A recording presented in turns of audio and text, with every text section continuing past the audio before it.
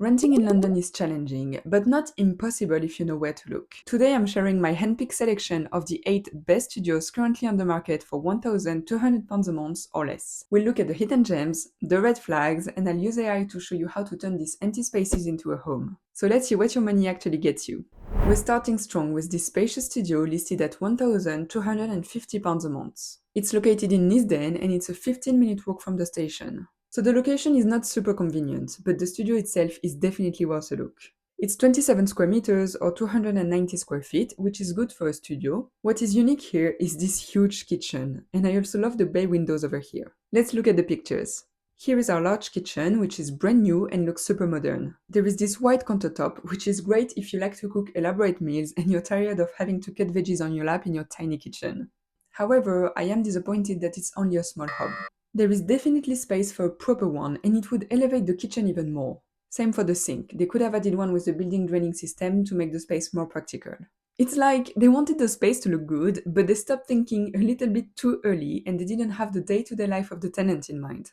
However, the kitchen is still a highlight. They also made the most of this space here by adding 2 big wardrobes. At the back we can see the bathroom, which is small, but again it looks great because it's brand new. Here I will also give half the points for the effort, but they could have tiled the entire wall, rather than trying to save pennies and only doing it around the sink and the shower. In the main room, it won't be easy to have both a double bed and a sofa, so I tried a couple of things to make the most of the space. We could either have a regular living room setup with a sofa bed, or we could put a Murphy bed if you want a proper mattress without having to compromise on space. It would look like this, and you could have a couple of armchairs that you would move at night to make space for the bed. Which setup would you rather have? Finally, there is a communal room in the building as well as a communal garden. This picture in particular might feel familiar, because I featured another property in the exact same building just last month. It was slightly smaller but also cheaper. I'll link the video below if you're curious. So back to our listing, I'll give this place a 7 out of 10. It's brand new and quite spacious for the price, but it is a bit far from public transport and I think they could have put a bit more thought into the kitchen. So that's what £1,250 gets you in Zone 3. But is it worth moving further out? Our next stop is in Zone 2, just south of Hampstead East. It's a studio listed at the exact same price and we are south of Hampstead. The closest station is Belsize Park and it's a 7-minute walk away. I had the opportunity to live in this area for a little while and I absolutely loved it, so I was very excited when I found a cheaper than average studio. It's on the top floor of this building and it has a separated sleeping area. In the living room area, there is space for a sofa and a dining table. Although 5 chairs in this tiny room is a total waste of square footage. If it was me, I would try to redecorate slightly and have something like this. I would mount the TV on the wall to save space, keep 2 chairs rather than 5, and add a bit of storage with this little bookshelf. Moving to the kitchen, the layout is slightly odd. I don't think having a hob here is very practical.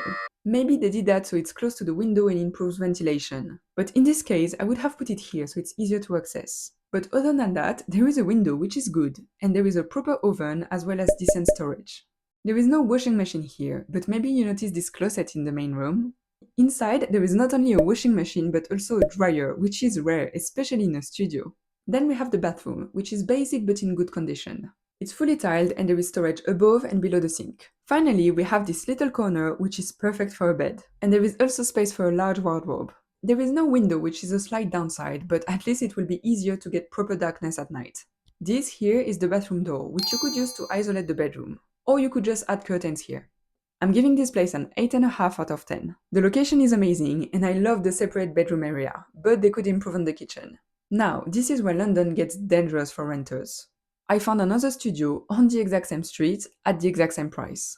But look at the difference because it is shocking. It's also listed at £1,250 a month and this is what you get. When you walk in, there is this awkward little corridor that leads you to the bed. It's not clear if this is a proper double bed or a large single, it looks a bit narrow to me. But there is no floor plan, so I can't check. Then at the back there is this large built-in closet, which is a highlight. Although the doors don't go all the way up, which make the top half of the cupboard unusable. And then here's the kitchen. I'm going to be honest, I don't find it very inspiring. There is almost zero storage or countertop space, we only have this cheap hob oven, and this built-in table is kind of practical, but it is wasting precious storage potential. Imagine you're living here. You'll be using this closet for your clothes, shoes, towel, beddings and all, right? Then you won't have much space here because it's hiding the sink and the pipes, which leaves you only this cupboard for all your kitchen stuff. crockery, food, everything. I don't see how it's doable. The last room is the bathroom, which looks fine but has zero storage. I'm giving this one a 2 out of 10. I'm sure I've made my reasons clear. So, two studios at the exact same price on the same street. Hopefully I built a strong case for the first studio, but you tell me, can you see the value difference? Okay, after this disaster, let's see if West London can offer us some redemption. This studio is listed at £1,250 a month and it's located in Acton. It's right on the high street and it's a 5-minute walk from Acton Central. These photos were clearly taken with a potato. It's annoying, but actually it's an opportunity. Bad photos usually mean less competition. I do like this little hallway, which is a nice bonus to leave your coats and shoes. The bathroom looks brand new, I really like the tiles and there is a large shower. In the main room, the kitchen is also brand new and has all the necessary appliances. A proper stove oven, a small fridge and a washing machine. There is also a window, which is great. Storage is quite limited here, however, but at least there is enough space to add shelves or a standalone cabinet.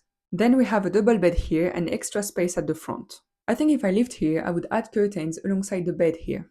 Then I would move this wardrobe closer to the bed and put a bookshelf here to separate the bed properly. This would leave enough room to create a little living room here, and it could look like this. Now you have a dedicated space for the day and a separated area for your bed, and it makes all the difference. Psychologically, separated your sleep mode and your work mode stops you from going crazy in a tiny place. So this studio has good potential, and it's decently priced for this area of London. 7 out of 10. So Acton set a decent standard, but can we beat it just 10 minutes down the road? Let's test the waters in Ealing. This studio is listed at £1,200 a month and it is slightly more west. It's a 9-minute walk from South Ealing Underground. It's not big either, but it is furnished in a practical way. I like the big wardrobe alongside this wall. It adds a lot of storage without polluting the space. Then they added a sofa bed, which is definitely the best option in a small space like this, and there is a desk as well. Then there is a kitchen on this side, and I think it's great. They used every opportunity to add storage, like here, and in the kitchen itself we have cupboards above and under the countertop. We can see the stove and oven here, and the sink is in this corner. Finally, the bathroom is accessed through this pocket door, and I think it looks great. It's fully tiled, there is storage above and under the sink, and a big shower. It looks like it might be in someone's garden, so we would have to check if it's private enough during a viewing, but I think it's worth a look. I'll give it a 6 out of 10, because even though it looks great, it is on the smaller side, and the privacy question needs to be addressed. So for West London, we've seen this studio that is slightly bigger and more central, but also more expensive. Or this studio that is smaller and cheaper, but furnished in a practical way. Which one would you go for? Let me know in the comments. Moving on from West London, I want to take you north to Finsbury Park. I actually found not one, not two, but 3 potential flats here, all around £1,200 a month. And it's a great example of how much variety you can find within the same neighborhood. First, we have this studio listed at £1,200 a month. It's just north of Finsbury Park and it's an 8-minute walk from Harringay station. It's 25 square meters or 270 square feet, and this time we have a separate kitchen. When you come in, there is this little hallway. There is the bathroom on the left, which is a good size, has a window and a bath. On the other side we have the kitchen, which is also surprisingly big for a studio at this price. It has a proper stove oven, storage, a large countertop and a window. In a London studio, having a separate kitchen with a window is not just nice, it is a luxury. And finally, this is the main room. It's very spacious with 2 windows, and we could definitely create something cool here. You wouldn't have to compromise between a sofa and a bed, you could have both. I created a couple of options to show you what's possible. We could have the bed at the back with little bedside tables on each side, and a sofa against the bed with your living room pointing in this direction. The pros of this setup is that you need to buy less stuff to make it happen, and if you want a TV, you could watch it from your sofa or your bed. Another more elaborate option would be to keep the bed exactly the same, but put bookshelves in the middle. And then we could create the living room over here. This option is great to clearly separate both spaces, and it adds plenty of storage. For £1,200, this is a unicorn, and it deserves a 9 out of 10. The bar has been set incredibly high. Let's compare with another studio just on the other side of the train station. This studio is £50 more expensive, and we are right on the high street this time. A 5-minute walk from Harringay and Harringay Green Lanes. There is a little hallway here, so the door doesn't open directly onto the main room, which I like. Then we have the kitchen in this corner, with plenty of storage and all the essentials, including a washing machine and an oven. The main room itself is, here again, spacious enough to create a cool atmosphere. I went with a sofa bed for this one, but there is enough space for a proper bed if you swap the sofa for a smaller option. And finally, the bathroom is great. It's spacious, it has a bath, storage, and even a small window for ventilation. Overall, it's a solid option. Let's give it a 7.5 out of 10. Our third contender is offered at £1,200 a month, and it is one street up, an 8-minute walk from Harringay Green Lanes Overground. It is a bit more dated than the other ones, but it has other pros. The bathroom, for example, is very spacious. It has a bath and it has 2 windows. The kitchen is also a very good size with plenty of storage, a washing machine, a proper stove oven, and a great view. In the main room, everything looks a bit tired. The bed needs to go, and the floor is a dirty beige color. Not a fan. But on the bright side, there are 2 wardrobes, and we could decorate the space to create a more welcoming home. There might not be enough space for 2 distinct spaces here, so I added a Murphy bed to show you what it would look like. You can still have a small sofa for the day, and then when you open the bed, the sofa will fold on itself, so no wasted space. So it is a bit more dated than other options in this area, but it has a great view and a practical kitchen. I'll give it a 7 out of 10. Okay, we've done north and west. Now let's cross the river. Usually, going south gives you more space, but does it get you a better home?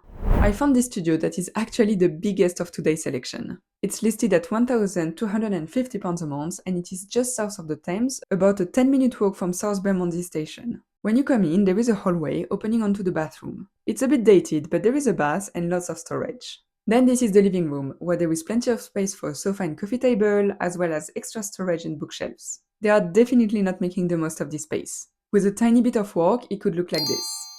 Next, this is the kitchen. Again, they could have put slightly more work into it. This looks ridiculous. But I do like the large window in this room. Finally, this is the bedroom. It has space for a proper double bed and bedside tables on both sides if you get rid of the mirror. And there is this built-in closet here which is super practical. So if you don't mind trading modernity for more space, this could be a good match for you. 6.5 out of 10. If today proved that £1,250 is just a bit too tight for your standards, see what happened when we are just a couple £100 more. The difference in this video is actually shocking.